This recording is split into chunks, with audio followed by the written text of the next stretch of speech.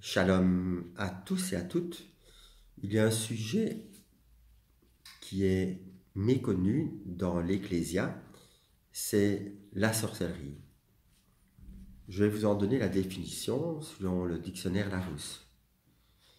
Ensemble des pratiques magiques en vue d'exercer une action généralement néfaste sur un être humain par des sorts, des envoûtements, des possessions sur des animaux ou des plantes, maladies sur le bétail, mauvaise récolte. Croyance qui prévaut dans certaines sociétés ou groupes sociaux selon laquelle certaines catégories de malheurs peuvent être attribuées à l'action malveillante et invisible d'individus. Manifestations ou événements extraordinaires d'origine mystérieuse qui semblent relever de pratiques magiques ou de forces surnaturelles. Nous avons un exemple dans la parole de Dieu dans Luc 8, 26, lorsque Yoshua, en descendant sur le sol d'une barque, accoste et un Gérasénien vient vers lui et lui demande de partir. Yoshua va lui demander de se nommer et il va se définir comme légion parce que plusieurs légions de démons habitent son corps. Nous savons qu'il logeait au milieu des tombes et nous savons aussi que plus d'une fois on a essayé de se saisir de lui, on l'a lié même avec des chaînes et qu'il rompait les chaînes. Yeshua va ordonner aux démons de sortir de cet homme et avec la demande de ces démons, il va les envoyer dans des porcs qui vont se jeter d'une falaise. Donc nous avons ici un exemple de démons qui entrent dans des animaux. La magie, pratique destinée à agir de façon surnaturelle sur le cours des événements ou le comportement d'autrui, en mal ou en bien. Lorsqu'ici on parle du mal et du bien, il faut remonter à la Genèse lorsque Ève et à sa suite Adam ont décidé par eux-mêmes de choisir entre la parole d'Élohim et la connaissance du bien ou du mal. Nous savons que cette désobéissance a conduit toute l'humanité dans un premier temps la rébellion et ensuite la mort spirituelle et physique. Je reviendrai sur ce point précis par après. Alors, la magie du blanc, la magie blanche, du noir, la magie noire. Il y a aussi la magie rouge, qui est une magie qui demande des sacrifices de sang. Nous savons que, en réalité, elle n'existe pas, puisque les trois sont en opposition avec la parole d'Élohim. Alors,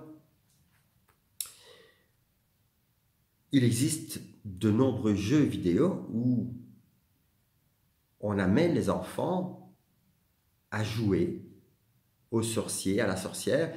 On a aussi l'exemple des Harry Potter où on a des écoles de sorciers et de sorcières. Nous voyons que ce monde est de plus en plus imprégné par la magie qui avant était cachée, occulte, je vais dire occultée. Notre époque révèle en fait tout un monde spirituel. Ce monde spirituel est rentré dans l'Ecclésia, s'est saisi de l'Ecclésia et l'a détourné de ce qui était au départ sa mission, qui était de révéler la parole d'Élohim. Alors, dans les stratégies thérapeutiques, nous avons aussi l'hypnose, le magnétisme, le reiki, la sophrologie, toutes ces pseudosciences qui ont un but, c'est de jouer avec l'esprit. Alors, certaines vont se dire encadrées. Nous avons aussi des groupements dont je n'en citerai aucun, mais qui ont recours à ces techniques. On va avoir des thérapeutes qui pratiquent l'hypnose, on va avoir aussi des thérapeutes dits chrétiens qui pratiquent l'hypnose. On va avoir des personnes qui vont pratiquer le Reiki, mais qui se définissent chrétiennes ou chrétiens. On a aussi d'autres formes beaucoup plus insidieuses, puisque quand c'est pratiqué par une personne qui relève du corps médical, comme l'hypnose, et jusqu'à des opérations sous hypnose, vont amener le tout en chacun à faire confiance à ces pseudo-guérisseurs, puisqu'ils pratiquent aussi cela dans ce sens. Arrêter de fumer, par exemple. Se séparer d'un vice, autre que la cigarette. Donc, toutes ces techniques sont rentrées dans l'Ecclésia, la grande graine de l'intérieur, et je ne parle pas ici du système pyramidal, je viendrai beaucoup plus loin, puisque c'est encore plus insidieux, puisque ça remonte à la nuit des temps, je vais dire, ça remonte à la rébellion de l'homme vis-à-vis d'Élohim, Babel, avec un système hiérarchique et l'homme qui veut se placer au-dessus de Elohim. Donc nous voyons que ce précepte, ce concept n'est pas nouveau, mais il est maintenant communément accepté comme étant la vérité dans l'Ecclésia. Alors, qu'est-ce que la magie? Le premier point qui est défini dans la parole de Dieu et qui est en opposition dans l'Ecclésia, c'est celui-ci. La parole de Dieu nous dit ceci: heureux êtes-vous, parce que ce ne sont plus des hommes qui vous enseigneront, mais c'est le roi Kodesh, le Saint-Esprit, qui vous enseignera et qui vous conduira dans toute la vérité. Jean 14, 26 nous montre une dimension spirituelle importante. Le Seigneur a donné à l'Ecclésia 5 ministères: apôtres, prophètes, docteurs, évangélistes et pasteurs. Nous savons que la définition du mot ministère, c'est serviteur. Le serviteur sert. Le serviteur lui-même est appelé à vivre la parole. Le serviteur est appelé à être cette image vivante de la parole. On va lui dire et on va signifier qu'il doit être mari d'une seule femme, non buveur. On va aussi demander à ce qu'il puisse, pour rentrer dans ce service, être appelé par le Seigneur lui-même. Ce n'est pas un diplôme ou un traité de théologie, comme l'apôtre Paul va le souligner, lorsque certains vont se présenter avec des lettres de recommandation. Nous savons que l'apôtre Paul va se définir lui-même comme étant celui qui a été appelé lui-même par le Seigneur, appelé à servir. Alors, puisque le rôle du ministère est non pas d'enseigner les autres dans le sens être capable de le faire, mais de partager la parole, il faut donner toute la gloire au roi Kodesh. Alors, certaines personnes sont étonnées par le fait que Elohim guérit, mais Lucifer aussi guérit. Nous avons ce passage dans la parole de Dieu où certains iront vers le Seigneur et diront: nous avons prophétisé en ton nom, nous avons guéri des malades en ton nom, nous avons fait ceci et cela en ton nom. Le Seigneur leur dira: éloignez-vous de moi, je ne vous ai jamais connu. Matthieu 7, 22, 23. Nous voyons que ce n'est pas le miracle ou la démonstration d'un miracle qui prouve et qui montre qu'il s'agit bien du Seigneur lui-même. vous allez me dire, ça ajoute encore plus de confusion à ce que je connais au sujet du Seigneur. Pour avoir la certitude que cela vient bien du Seigneur, il est important que votre relation avec le Seigneur soit établie. Nous allons parler ici de nouvelle naissance. Qu'est-ce que la nouvelle naissance? Nous avons un maître de la loi qui est allé trouver de nuit Yeshua, Nicodème, et qui va lui dire « Maître, comment un homme peut-il rentrer dans le royaume des cieux ?» Yeshua lui répondit « Comment, toi, un maître de la loi, qui enseigne les autres, tu ne sais pas cela? En réalité, si un homme ne meurt et ne naît nouveau, il ne peut rentrer dans le royaume des cieux. Mais comment un homme peut-il mourir, rentrer à nouveau dans le sein de sa mère et renaître de nouveau? En réalité, si un homme ne meurt, c'est-à-dire s'il ne naît d'eau et d'esprit, il ne peut rentrer dans le royaume des cieux. » Nous allons ici aborder un sujet très important. Qui est Elohim? Nous savons qu'Elohim se définit en étant le pluriel de Dieu. Nous savons dans la Genèse que lorsque Elohim créa l'humain à son image, il le créa mâle et femelle, ce qui est traduit incorrectement par homme ou femme. Dans Genèse 1,27, il les créa mâle et femelle. Nous savons que Elohim est un père qui corrige et une mère qui console. Le Seigneur va confirmer, Yeshua va confirmer cette réalité lorsqu'il va parler de cette femme qui a eu 7 maris, puisqu'elle est interpellée par les pharisiens, qui vont lui poser cette question et lui dire, lorsque cette femme va décéder après avoir eu 7 maris, 7 frères, de qui sera-t-elle? De qui sera-t-elle l'époux une fois décédé? Il leur répondra, vous ne connaissez pas les Écritures, en réalité, lorsque les personnes meurent, elles ne sont plus ni hommes ni femmes, elles ne prennent plus ni époux ni épouse, et non plus d'enfants, puisqu'éternels, ils sont semblables aux anges. Nous revenons ici à l'identité d'Adam qui était mâle et femelle. Nous savons que dans la création, le 4e jour, Elohim a vu qu'il n'était pas bon pour l'homme de rester seul.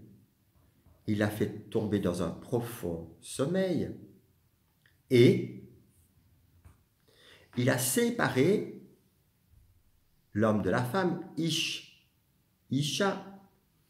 Et la parole de Dieu nous dit que la femme est non pas la côte, à partir de l'hébreu, c'est le côté, elle est sa moitié, son vis-à-vis. Lorsqu'ils étaient un, unis par le Seigneur, ils redevenaient comme Adam, Ish va l'exprimer, elle est la chair de ma chair, les os de mes os. Donc on voit que c'est plus qu'une côte. Si vous allez en Israël, que vous parlez avec des rabbins, etc., c'est une évidence pour eux. Ça ne pose aucune question. Dans les traductions ici, c'est devenu d'une côte, c'est devenu d'un côté, pardon, c'est devenu une côte. On a réduit Isha, la femme, à une côte. Alors qu'en réalité, elle est la moitié, le vis-à-vis. Pourquoi cette importance? Puisque Elohim va définir le peuple hébreu comme la femme, l'épouse, la moitié.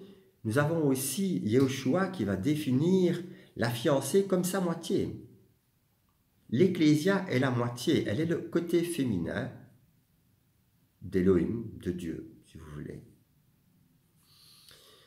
Lorsque cette séparation a été consommée, après la séparation d'Elohim avec l'homme et la femme, et l'homme et la femme entre eux, puisque lorsque Elohim va aller trouver Adam qui était responsable de sa femme, celui-ci va accuser Elohim en disant « C'est la femme que tu as mis à côté de moi. » Autrement dit, c'est de ta faute. Il va, à ce moment-là, se passer autre chose. La parole de Dieu ne nous dit pas combien de temps Ish et Isha, Adam et Ève sont restés dans le paradis, mais nous savons qu'à un moment donné, le Seigneur les a chassés du paradis en disant « Il n'est pas bon qu'ils restent ici et qu'ils puissent encore s'approcher de l'arbre de la vie, sinon ils vont rester éternellement dans leur péché. » Chassés du jardin d'Éden, ils sont devenus mortels. Pourquoi sont-ils devenus mortels? Dans la parole de Dieu, 1 Thessaloniciens 5, 23, nous dit ceci, que tout votre être entier, et l'esprit, et l'âme, et le corps, demeurent irréprochables pour l'avènement du Seigneur. Nous voyons ici le principe de la Trinité, l'esprit, l'âme et corps, créés à l'image d'Élohim, le Père, le Fils et le Saint-Esprit. Cette séparation a eu des conséquences sur tout l'être entier. La parole de Dieu nous dit ceci, vous convoitez, vous attirez à vous, vous prenez, vous consommez et vous mourrez. Ce principe s'applique dans le mode de fonctionnement que nous avons.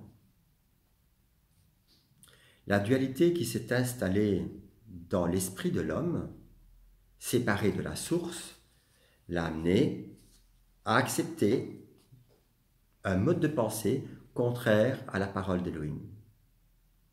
Quand est-ce que je fais bien? Quand est-ce que je fais mal? Si je prends le bien, ça produit la vie en moi, la parole d'Élohim. Si je prends le mal, ça provoque aussi la mort en moi.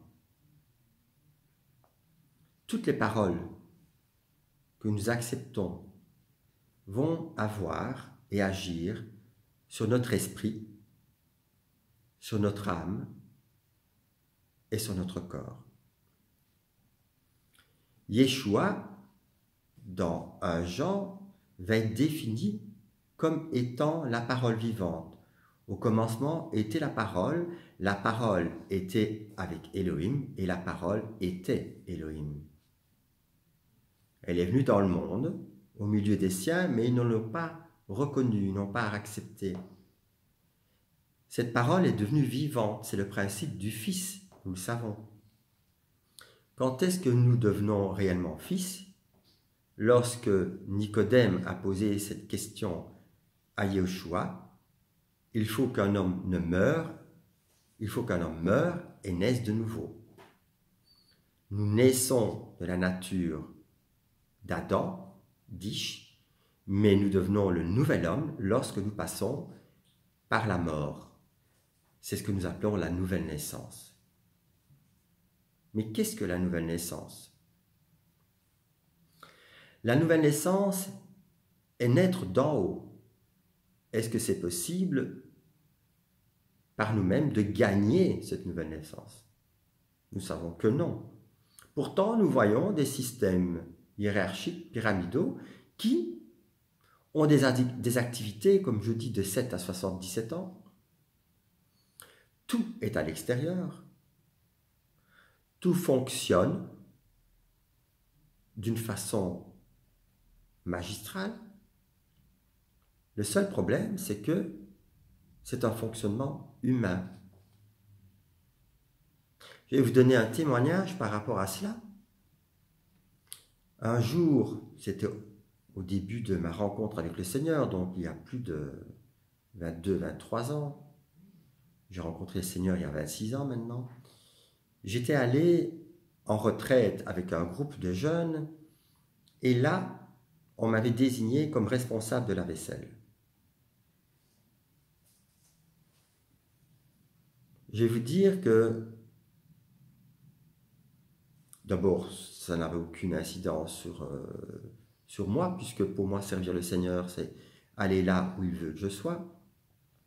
C'était relativement difficile puisqu'il y avait un tout petit évier qui avait une quarantaine de personnes et que faire de la vaisselle matin, midi et soir pour 40 personnes dans un évier de 15 cm sur 15 cm, c'était assez difficile.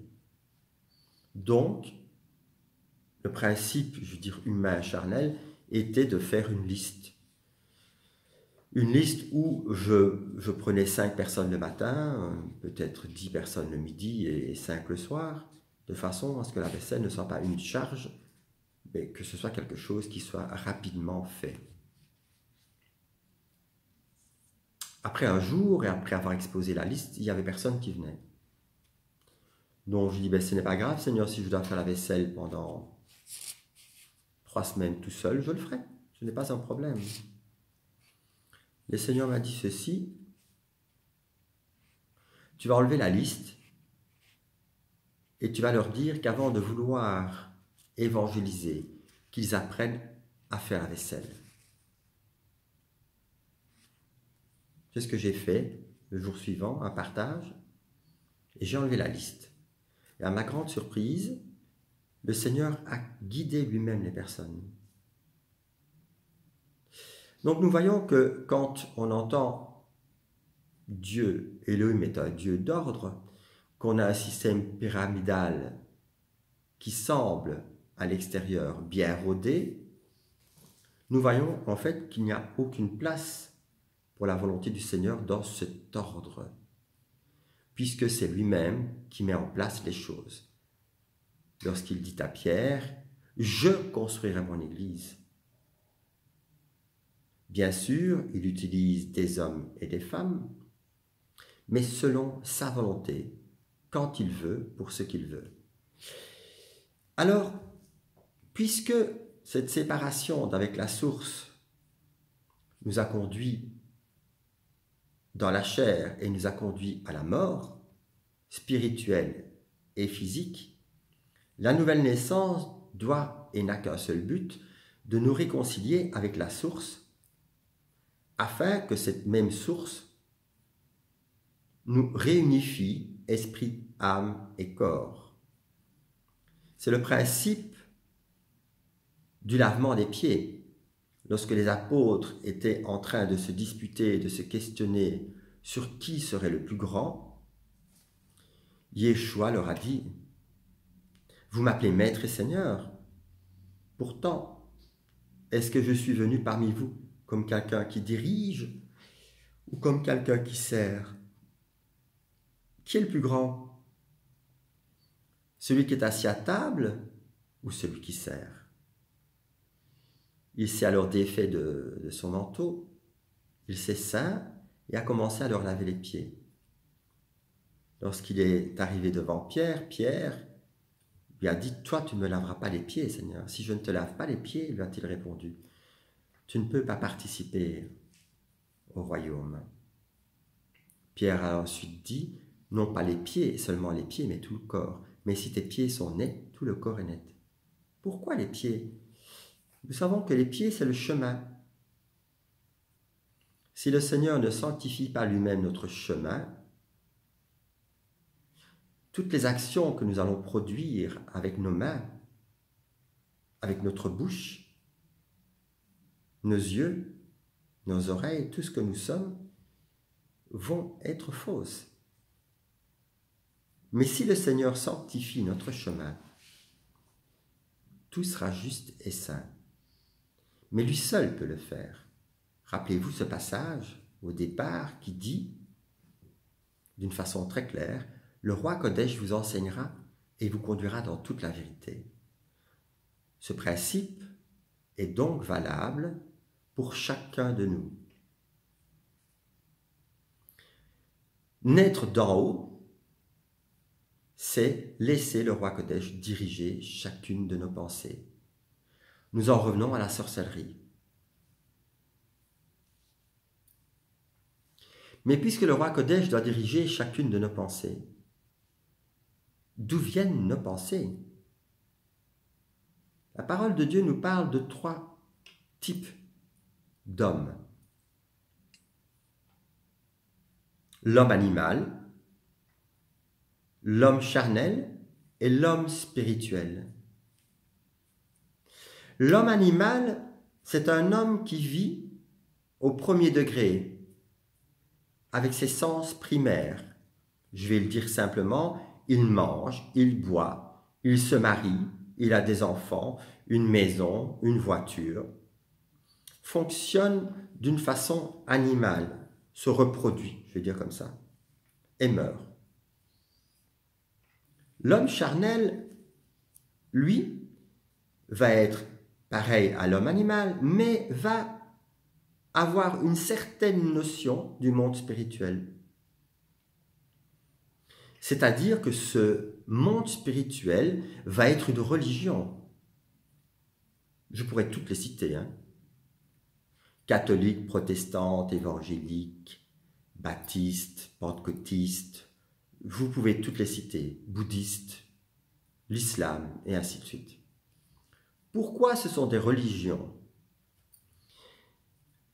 Si vous n'entrez pas dans une relation, vous restez confiné à vos sens. Dans la première alliance, il y avait un bâtiment qui était le temple et qui régissait toute la vie du peuple hébreu. Avec une classe, un sacerdoce, c'était les Lévites et le grand prêtre, qui avaient comme office de recevoir les sacrifices afin de les offrir au Seigneur pour le pardon des péchés. Ce même temple avait ce qu'on appelle l'enceinte. Il y avait l'autel des sacrifices, la cuve d'airain, le lieu saint et le lieu très saint. Le parvis, l'enceinte, on peut l'appeler la chaire. Tout en chacun pouvait franchir ce lieu et aller vers le Lévite qui allait recevoir le sacrifice et il allait ainsi, au nom d'Élohim, prononcer le pardon. Mais nous savons que le péché revenait constamment. La cuve d'airain, c'est la cuve où les sentiments sont lavés et nettoyés. Au fond de la cuve, il y avait des miroirs, ainsi le Lévite, quand il se regardait, se voyait. Nous allons reprendre ce point important quand nous allons parler du lieu saint. Ensuite, nous avons le lieu saint où les prêtres allaient, et nous savons que dans le lieu saint, il y avait le chandelier, la table des pains. Nous avons aussi l'autel pour les parfums, qui était juste à côté du rideau. Puis nous avions ce grand tenture qui séparait le lieu saint du lieu des saints, qui n'était franchi qu'une fois par an par le grand prêtre, qui offrait d'abord un sacrifice pour ses propres péchés, un sacrifice pour le peuple, dont il prenait le sang et aspergeait, et le peuple et